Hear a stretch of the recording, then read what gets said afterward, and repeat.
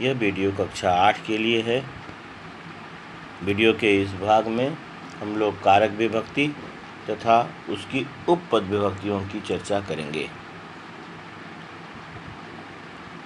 कारक विभक्ति में जैसा कि आप जानते हैं कि वाक्य में विभिन्न शब्द की विभिन्न स्थितियों के आधार पर कारक का निर्धारण किया जाता है। वैसे ही हम लोग इस चीज़ को पहले पढ़ चुके हैं। पुनरावृत्ति है, ध्यान देंगे।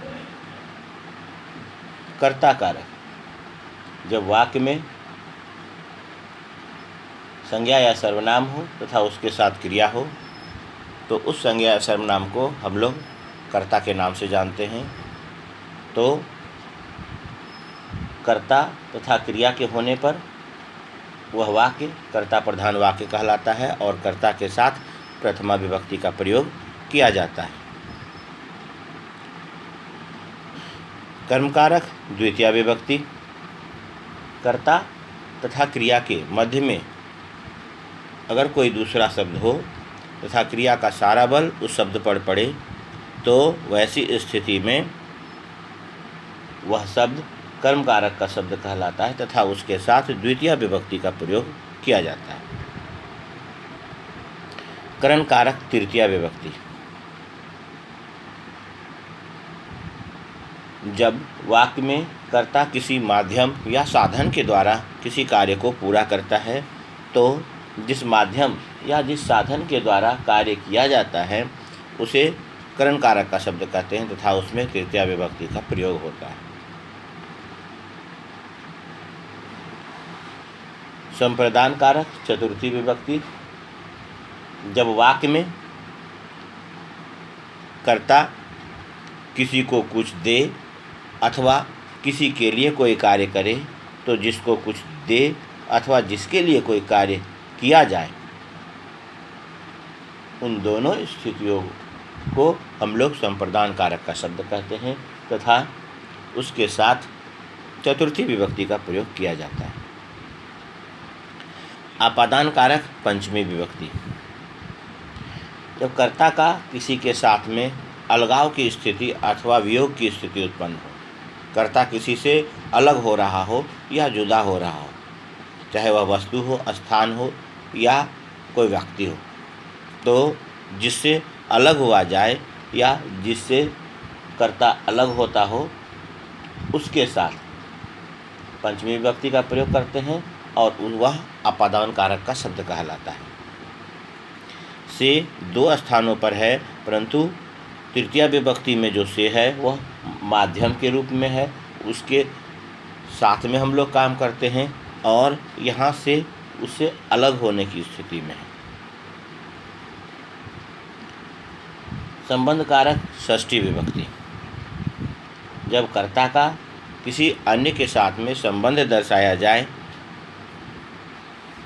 तथा संज्ञा शब्द के साथ में का के की हो या रारेरी हो तो रारेरी सर्वनाम शब्दों के साथ में होता है तो जिसके साथ में कर्ता का संबंध दर्शाया जाता है वह शब्द संबंध कारक का शब्द कहलाता है तथा उसमें षष्ठी विभक्ति का प्रयोग हम लोग करते हैं। अधिकरण कारक सप्तमी विभक्ति जब कर्ता किसी विशेष कार्य क्षेत्र में रहकर कार्य को करता है तथा कर्ता के किसी विशेष स्थान पर होने की स्थिति का पता चलता है तो उस स्थान को अथवा उस जगह को जहाँ कर्ता की मौजूदगी होती है तो उसे हम लोग अधिकरण कारक का शब्द कहते हैं। संबोधन को हालांकि कारक के रूप में नहीं माना गया है, यह वाक्य के बाहर होता है परंतु संज्ञाक शब्दों के साथ में प्रयोग किए जाने के कारण से इसे संबोधन को संबोधन के रूप में ही लिखा जाता है तथा इसमें प्रथमा विभक्ति का प्रयोग करते हैं और संबोधन में बुलाने के लिए हे, भो, अरे आदि शब्दों का प्रयोग होता है। उसके बाद में संबोधन चिन्ह होता है। आपके पुस्तक में जो कारक का अर्थ दिया है वह इस प्रकार है। कर्ता कारक जो क्रिया करता है, कर्म कारक क्रिया के फल का आधार, करण कारक क्रिया की सिद्धि में सहायक साधन। संप्रदान कारक जो जिसको कुछ दिया जाए या जिसके निमित्त कार्य किया जाए। संप्रदान कारक और अपादान कारक जिससे अलग हुआ जाए। संबंध कारक परस्पर संबंध बताता है। अधिकरण कारक क्रिया जिस पर आधारित हो। संबोधन जिसे पुकारा या बुलाया जाए। एक एक उदाहरण वाक्य में दिया हुआ है। वह है कर्ता कारक के लिए छात्रः पठति। कर्म कारक के लिए अहम संस्कृतं पठामि। करण कारक के लिए गजः पादैः चलति। संप्रदान कारक के लिए विद्या ज्ञानाय भवति। एक और वाक्य है माता पुत्राय फलम यच्छति। अपादान कारक के लिए वाक्य है वृक्षात् फलानि पतन्ति। संबंध कारक के लिए वाक्य है रामस्य माता आगच्छति। अधिकरण कारक के लिए वाक्य है वृक्षे खगः तिष्ठति। संबोधन के लिए जो वाक्य है वह है हे देव अस्मान रक्ष। इस भाग को सुने और कारक विभक्ति के बारे में समझे तथा इसे अपनी उत्तर पुस्तिका में लिखकर याद करें। नीचे अभ्यास के लिए प्रश्नोत्तर दिए हुए हैं जिसमें कोष्टक में शब्द हैं और यह विभिन्न कारकों के अनुसार से इसमें उचित रूप को लगाएंगे और उसके उचित रूप को लिखेंगे। यानी उचित विभक्ति का प्रयोग करके 7 विभक्ति में से किसी एक विभक्ति में होगा तथा एक इसमें संबोधन से भी है तो उचित विभक्ति का प्रयोग करते हुए 8 कारकों में से इसे लगाएंगे। इसके पश्चात आपके पाठ्यक्रम में उपपद विभक्ति है। उपपद विभक्ति में जब वाक्य में कारक शब्द किसी अन्य विभक्ति का प्रतीत होता है परंतु उसके साथ में कोई विशेष पद हो जो अव्यय या कोई भी अन्य पद ऐसा पद हो जिसके कारण से जिसके साथ उसकी समीपता दर्शाई जाती हो तो इसे हम उपपद विभक्ति कहते हैं।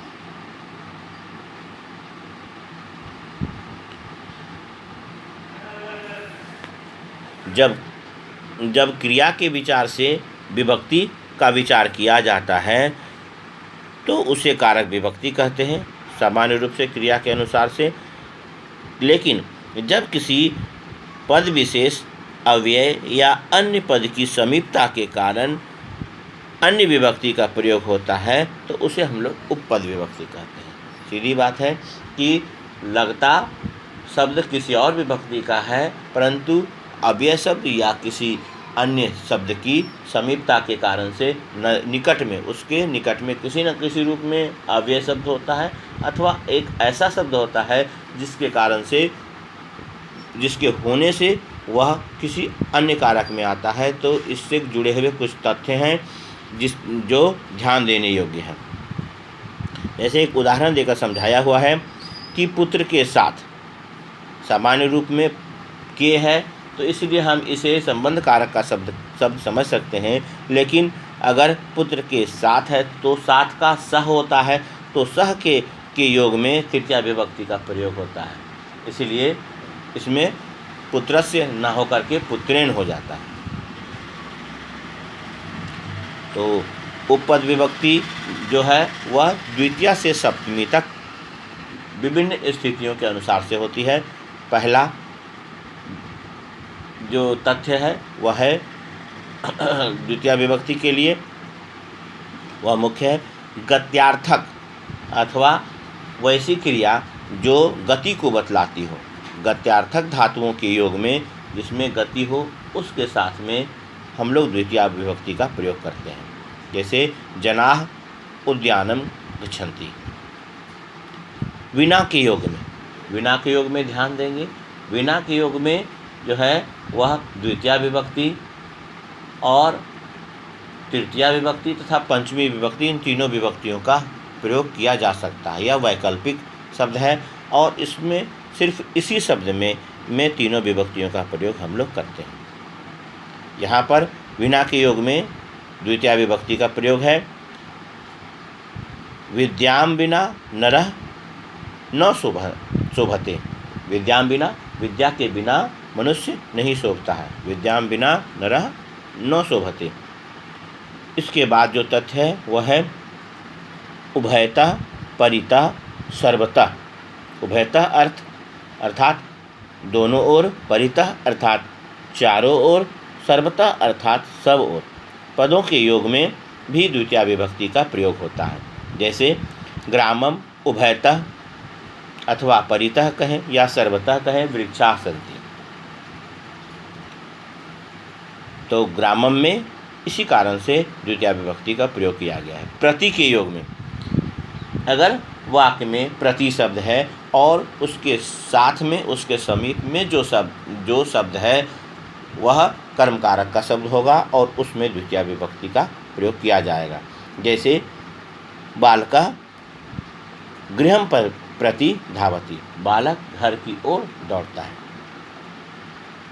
रक्ष धातु के योग में, रक्ष धातु के योग में जिसकी रक्षा की जाए तो उसके साथ में भी द्वितीया विभक्ति का प्रयोग किया जाता है। जैसे सैनिकाः देशम रक्षन्ति। पृच्छ धातु के योग में, पृच्छ धातु मतलब प्रश्न धातु अर्थात पूछना, जिससे पूछा जाए। हम लोग जिससे प्रश्न पूछते हैं उसके योग में भी द्वितीया विभक्ति का प्रयोग किया जाता है। प्रश्न पूछे, कोई भी प्रश्न पूछे, किसी से भी पूछे तो उसके साथ द्वितीया विभक्ति का प्रयोग किया जाता है। जैसे गुरुः छात्रम प्रश्नम पृच्छति। गुरु छात्र से प्रश्न पूछता है। इसके बाद तृतीया विभक्ति का तथ्य है सारे शब्दों का एक ही अर्थ होता है। जो यहाँ तथ्य है सह, साकम, सार्ध, समम, इन सारे शब्दों का अर्थ होता है के साथ। अगर यह वाक्य में है तो उसके साथ में हमेशा तृतीया विभक्ति का प्रयोग करेंगे। सह शब्द होने पर, साकम होने पर, सार्धम होने पर, समम होने पर निश्चित रूप से तृतीया विभक्ति का ही प्रयोग होगा। जैसे उदाहरण है रामः मित्रेण सह अथवा मित्रेण साकम अथवा मित्रेण सार्धम अथवा मित्रेण समम गच्छति। तो अपनी सुविधा के अनुसार से शब्द लगा सकते हैं और उसका प्रयोग हम लोग संस्कृत वाक्य निर्माण करने में कर सकते हैं। इसके बाद है हीनः के योग में। हीनः अर्थात रहित, जिस चीज़ से रहित है। ज्ञानेन हीनः नरः पशुः एव, अर्थात ज्ञान से हीन मनुष्य पशु के समान है। तो हीन के, जिससे रहित हो, जो उसके पास नहीं है, तो उसके योग में भी तृतीया विभक्ति का प्रयोग होगा। इसके बाद है अलम शब्द के योग में। अगर वाक्य में अलम का प्रयोग किया गया है जिसका अर्थ होता है बस करो, रुको, किसी को मना किया जाए, रोका जाए, तो उसके योग में अलम शब्द का प्रयोग हम लोग करते हैं। अगर वाक्य में अलम का प्रयोग किया गया है विवादेन, वार्तालापेन, कोलाहलेन, तो इन सारे शब्दों से हम लोग निर्देश के तौर पर इसका प्रयोग करते हैं। तो उसमें अलम के साथ में तृतीया विभक्ति का प्रयोग होगा। जैसे अलम विवादेन मतलब झगड़ा मत करो। विना के योग में तृतीया विभक्ति का प्रयोग है। जैसा कि मैंने पहले भी कहा था, द्वितीया, तृतीया और पंचमी का प्रयोग किया जाता है। तो यहाँ पर तृतीया विभक्ति का प्रयोग है मीनः जलेन बिना न जीवति। मछली जल के बिना नहीं जीती है। इसके बाद चतुर्थी विभक्ति का प्रयोग। दा धातु के योग में जिसको कुछ दिया जाए उसके अर्थ में जिसे दिया जाता है उसके साथ चतुर्थी विभक्ति का प्रयोग होता है। कुछ भी दें, किसी को भी दें। यहाँ उदाहरण है गुरु शिष्याय आशीर्वादम यच्छति। गुरु शिष्य को आशीर्वाद देते हैं। नमः, नमस्कार के योग में अगर वाक में नमः जिसे नमस्कार किया जाए उसके साथ में चतुर्थी विभक्ति का प्रयोग हमेशा किया जाता है। शिवाय नमः, गणेशाय नमः, रामाय नमः। तो इस प्रकार से गुरुवे नमः, देवाय नमः, सरस्वत्यै नमः, तो इन सारे शब्दों में चतुर्थी विभक्ति का प्रयोग किया गया है। क्रुद्ध अथवा कुप धातु के योग में क्रुद्ध जिस पर क्रोध किया जाए अथवा जिससे गुस्सा हो, अगर किसी पर हम क्रोध करते हैं या कुपित होते हैं, इसलिए वह क्रुद्ध धातु और कुप धातु के योग में चतुर्थी विभक्ति का प्रयोग किया जाता है। जैसे अध्यापकः छात्राय क्रुध्यति या अध्यापकः छात्राय कुप्यति। रुच धातु के योग में जो अच्छा लगे, जिसे अगर कोई भी चीज़ अच्छा लगे तो जो कुछ अच्छा लगता है उसमें तो द्वितीय विभक्ति का प्रयोग होता है, लेकिन जिसे अच्छा लगे उसके साथ में हम लोग चतुर्थी विभक्ति का प्रयोग करते हैं। जैसे गणेशाय मोदकम रोचते, बालकाय मिष्टान्नम रोचते, बालक को मिठाई अच्छा लगता है। पृथक होने के योग में, अलग होने के योग में जिस स्थान से हम अलग होते हैं, सह ग्रामात् आगच्छति, वह गांव से आता है, तो गांव को छोड़कर गांव से अलग होकर आता है, उस स्थान से उसकी वियोग की स्थिति उत्पन्न हो रही है, इसलिए यहाँ पर ग्रामात् में पंचमी विभक्ति का प्रयोग किया गया है। बहिः के योग में, बहिः के योग में किसी स्थान से बाहर हो, देवालय के बाहर हो, घर के बाहर हो या विद्यालय के बाहर हो, तो जिस स्थान के बाहर यानी बहिः शब्द लगा हो तो उसके साथ में जो शब्द होता है तो उसके समीप वाले शब्द में पंचमी विभक्ति का प्रयोग किया जाता है। जैसे बालकाः गृहात् बहिः खेलन्ति, लड़के घर के बाहर खेलते हैं। विना के योग में, विना फिर से यहाँ पर रिपीट किया गया है। द्वितीय विभक्ति तृतीय विभक्ति के साथ पंचमी विभक्ति में भी विना का प्रयोग होता है, तो विना के योग में पंचमी विभक्ति का भी प्रयोग किया जाता है। जैसे जलात् विना जीवाः न जीवन्ति, हम इसे इस प्रकार से भी कह सकते हैं, जलम विना जीवाः न जीवन्ति, जलेन बिना जीवाः न जीवन्ति। यह तीनों वाक्य सत्य है तीनों स्थितियों में, लेकिन ध्यान रखेंगे सिर्फ विना में।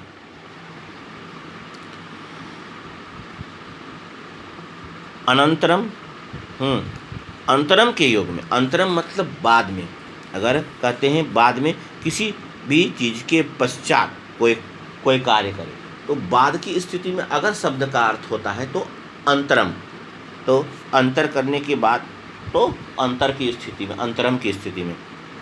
जैसे उदाहरण है अहम भोजनात्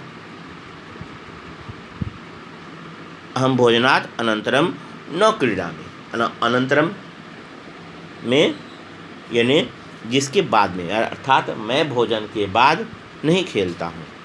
अहम भोजनात् अनंतरम, तो अनंतरम के साथ में भी जो है वह पंचमी विभक्ति का प्रयोग किया जाता है। जिससे ज्ञान प्राप्त हो, हम लोग जिससे ज्ञान प्राप्त करते हैं उसके साथ भी पंचमी विभक्ति का प्रयोग करते हैं। जैसे छात्राः शिक्षकात् पठन्ति, सभी छात्र शिक्षक से पढ़ते हैं, तो ज्ञान हमारे पास आ रहा है, हम किसी से ज्ञान ले रहे हैं, तो ऐसी स्थिति में जिससे हम ज्ञान लेते हैं या जिससे लेते हैं, कुछ भी लेते हैं, वह उसके पास से आता है, तो उसके साथ में पंचमी विभक्ति का प्रयोग होता है। इसलिए जिससे ज्ञान प्राप्त हो उस स्थिति में भी पंचमी विभक्ति का प्रयोग किया जाएगा। भी धातु के योग में, अर्थात जिससे भय लगे, हमें जिससे भय लगे उसके योग में भी पंचमी विभक्ति का प्रयोग करते हैं। जैसे मूषकः विडालात् बिभेति, चूहा बिल्ली से डरता है। षष्ठी विभक्ति, निर्धारण, अनेक में से एक को चुनना। बहुत सारे हैं, उसमें से किसी एक को जब हम श्रेष्ठ बतलाते हैं तो वहाँ पर कहते हैं वह चतुर्थी विभक्ति में होता है। निर्धारण में भी दो स्थितियाँ होती हैं, षष्ठी विभक्ति तथा सप्तमी विभक्ति में भी इसका प्रयोग किया जाता है। तो जैसे कविनाम कालिदासः श्रेष्ठः, इस स्थान पर हम लोग यह भी कर सकते हैं कि कविषु कालिदासः श्रेष्ठः, क्योंकि बहुत सारे में से एक चुनते हैं तो वहाँ सप्तमी विभक्ति भी प्रयोग किया जा सकता है। और वैसे स्थिति में हम वहाँ पर षष्ठी विभक्ति का भी प्रयोग करते हैं। तो निर्धारण जब अनेक में से एक को चुनना हो, निर्धारण की स्थिति में अगर अनेक में से एक को चुनना हो तो उस स्थिति में षष्ठी विभक्ति का प्रयोग यहाँ पर किया गया है। पुरः, पुरतः, अधः, ऊपरी, पृष्ठतः। पुरः पूर्वतः मतलब सामने, अधः मतलब नीचे, ऊपरी मतलब ऊपर, पृष्ठतः मतलब पीछे। तो ये सारे शब्द किसी भी शब्द के साथ में उस शब्द के संबंध को बतलाते हैं। किसी के सामने है तो पुरतः या पुरः, किसी के नीचे है तो अधः, किसी के ऊपर है तो ऊपरी, किसी के पीछे है तो पृष्ठतः। पदों के योग में षष्ठी विभक्ति का प्रयोग हमेशा किया जाता है।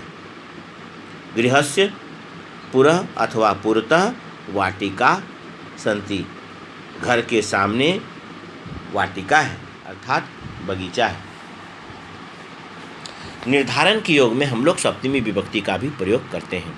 निर्धारण अनेक में से एक को चुनना हो तो वहाँ सप्तमी विभक्ति का प्रयोग होता है। जैसे कविषु कालिदासः श्रेष्ठः, नरेषु रामचंद्रः श्रेष्ठः। इस प्रकार से हम लोग बहुत में से एक को चुनते हैं तो वहाँ सप्तमी विभक्ति का भी प्रयोग हम लोग करते हैं षष्ठी विभक्ति के अलावे।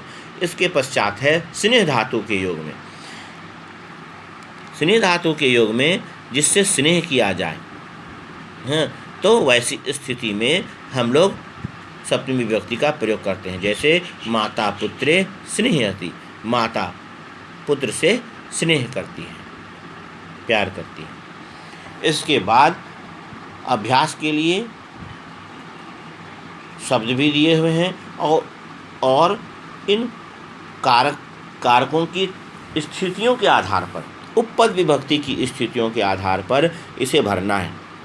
इसे अपने पुस्तक में निश्चित रूप से भरेंगे। स्नेह धातु के योग में क्या होगा, चुनना हो तो क्या होगा, फिर बिना के योग में क्या भर सकते हैं, रुच धातु के योग में क्या भर सकते हैं, नमा के साथ में क्या भर सकते हैं, विभ धातु के योग में जिससे भय लगे उसमें क्या भरेंगे। फिर यहाँ है कि अनंतरम के योग में क्या होगा। फिर हम लोग किसी से पढ़ते हैं तो वहाँ पर क्या लिखेंगे। अधा के योग में क्या होगा, वही के योग में किसी पर कुपित हुआ जाए तो उसमें क्या होगा। सह के योग में क्या होगा, उसके उस रूप को लिखना है। किसी से प्रश्न पूछते हैं तो उसमें कौन सी विभक्ति का प्रयोग करेंगे तथा उभयता के योग में कौन सी विभक्ति का प्रयोग करेंगे, तो उसे सोचकर और उचित रूप को यहाँ पर भरेंगे। यह थे कारक विभक्ति तथा उपपद विभक्ति। यह वाक्य निर्माण के लिए यह अत्यंत आवश्यक होता है और इन्हीं तथ्यों को याद करने के बाद अगर हम शब्द रूप तथा धातु रूप को याद कर लें तो निश्चित रूप से किसी भी प्रकार के वाक्य को हम लोग हिंदी से संस्कृत में बना सकते हैं। तो अनुवाद के जो वाक्य हैं वह परीक्षाओं में निश्चित रूप से पूछे जाते हैं। 10 नंबर 20 नंबर का होता है निश्चित रूप से। कारक आदि को मिला करके 40 मार्क्स का जो है वह हर एक परीक्षाओं में पूछा जाता है। इसलिए कारक विभक्ति के इस वीडियो को निश्चित रूप से सभी कोई देखें और इन तथ्यों को पढ़कर याद करें। आपके 8वीं कक्षा के पाठ्य पुस्तक में यह दिया हुआ है। 100 से लेकर 103 पेज नंबर तक है। ये सारे तथ्यों को अच्छे से याद करें। धन्यवाद।